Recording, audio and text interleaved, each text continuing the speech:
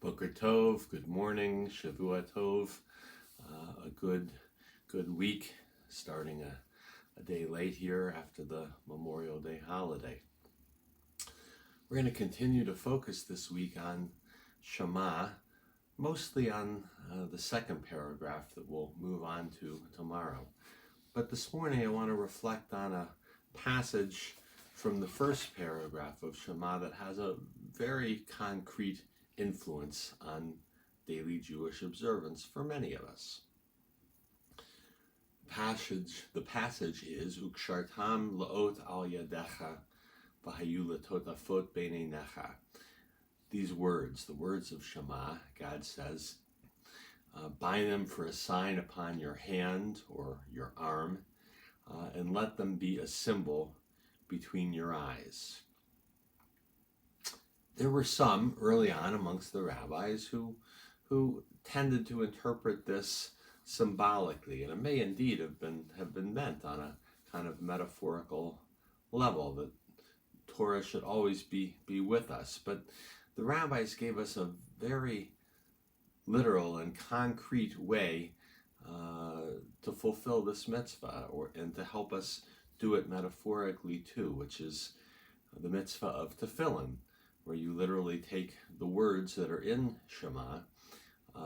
They are written by a scribe, by a sofer, on cloth, on scroll, like the Torah scroll, on that parchment, and placed in boxes that you do bind or tie, ukshartam, on your head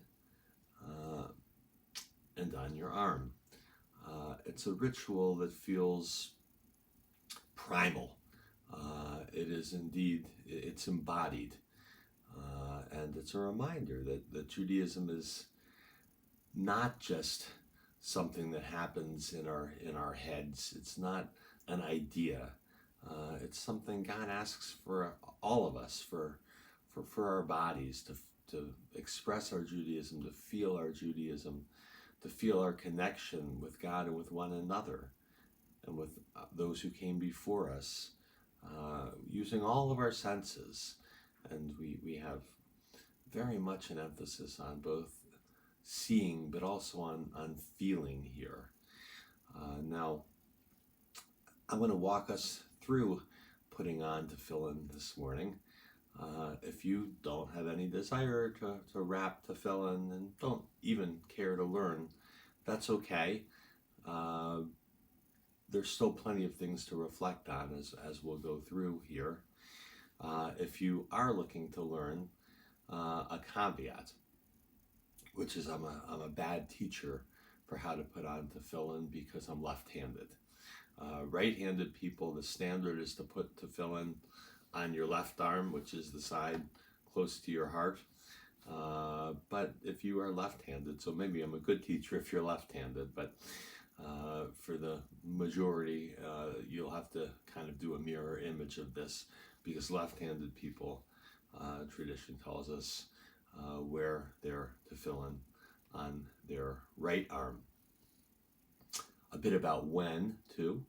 Tefillin are worn only in the mornings, and they are not worn on Shabbat and holidays, which is why many Jews who only go to shul on Shabbat and holidays don't ever really see tefillin. They're part of the daily morning shacharit service. Traditionally, as with many things in Jewish practice, it has been the domain of men, and only men, though there are a couple of Talmudic stories about women putting on tefillin, exceptional women. But that time of this gender discrimination of certain mitzvot only being available to men is past, at least in the liberal Jewish world. And many women are taking up the tradition of wearing tefillin. I certainly believe that it's a mitzvah that should be open to everybody, regardless of how you identify by gender, male, female, queer, non-binary, everything on the spectrum, everyone on the spectrum who chooses and is a Jew, 13 or older, a Jewish adult, post-bar bat mitzvah, should have the opportunity to put on tefillin. So, without further ado, we start with the tefillin. It says on the little box here, it says tefillin shel yad, or the tefillin for the hand or the arm.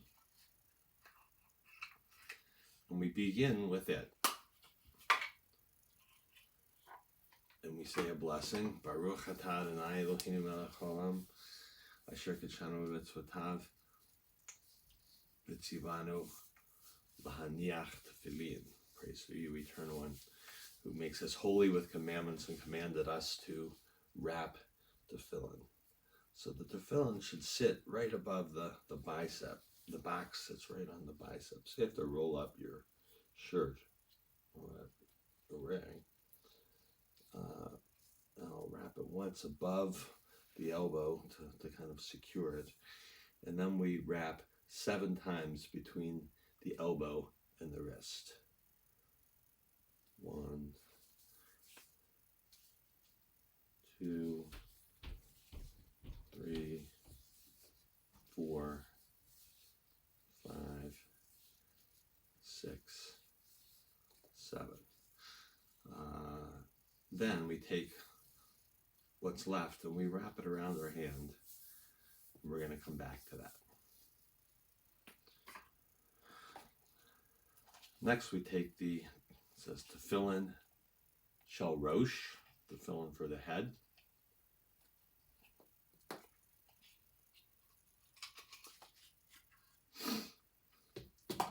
It's when you don't have to do anything, it's kind of pre-done for you. There's a knot in the back. And the rule is that tefillin should sit where the hairline was, not where the hairline is. Some of us don't have much, if any, hairline, but it's where your hairline is, if you're lucky, and was, if, like me, you've lost a lot of your hair. And then we say the blessing, Baruch atah Adonai Eloheinu melech haolam, asher kidshanu b'mitzvotav, v'tzivanu al mitzvat tefillin, Baruch Shem kavod malchuto le'olam va'ed. Now we get to the part that I especially love. We're going to now go back to the tefillin of the hand, and we're going to wrap 3 times around our middle finger.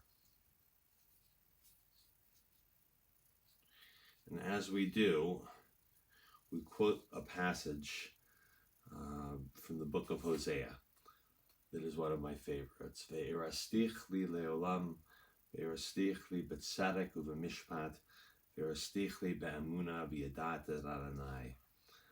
I betroth you to me forever. I betroth you to me in righteousness and in justice, in kindness and in mercy. I will betroth you to myself in faithfulness, and you shall know Adonai. You should know I am God. So this is a kind of, it's again, a kind of primal thing, and it's very beautiful for me. It's almost like a kind of symbol of marriage, a wedding between us and God. Come back to that in a moment. Now, just to finish, we tie off on the hand. We can see the letter Shin.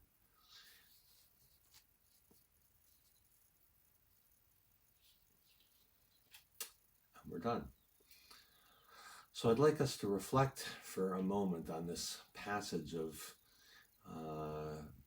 betrothal, of our being bound, our fate being bound, our souls being bound with the Holy One and with one another. And maybe reflect, whether you're wearing tefillin or not, on what you hold most dear and what binds you to what you hold most dear. What is the role in your ties that bind? What is the role of tzedek, of justice?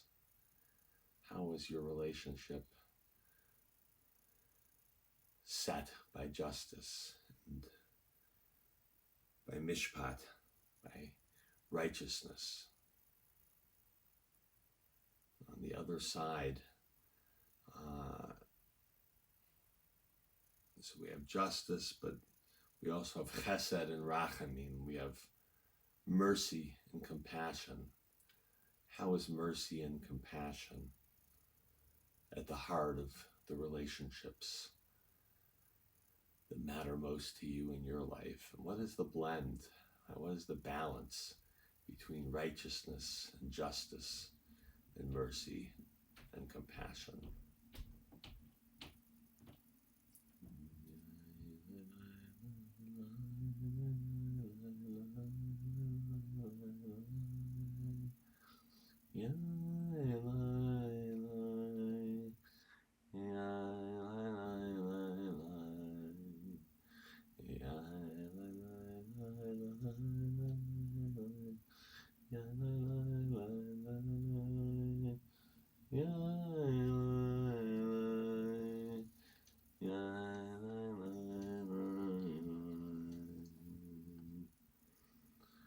Shema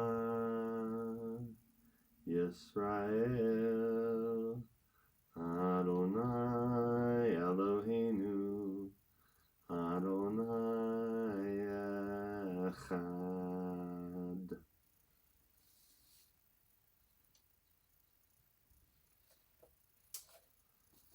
For our Omer count, our last few days, Shavuot approaching, beginning on Thursday night. So today we're going to focus on Hod in Malchut, on majestic sovereignty. Rabbi Kariolitsky writes, as people prepared to make the pilgrimage to Jerusalem each year for Shavuot, they brought the first fruits of their harvest of the season. But of all the gifts, God was fond of one more than any other. When you bring a gift to the Holy One, you need not fill your basket brimming with produce. Bring yourself, your whole self. You are gift enough.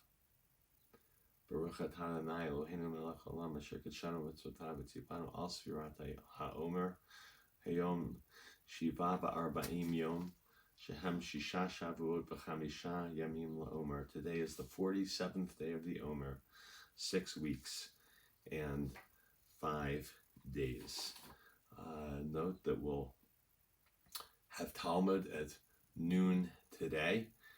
You can see the e-blast for the rest of our Kabi events for today. We take off the tefillin in the opposite way of how we put them on, which is we unwind from the hand and wrap back up. Then we take off the tefillin shel rosh for the head and unwrap for the arm.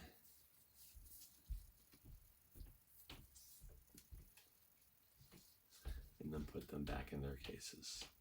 Boker Tov, hope to see many of you for Talmud.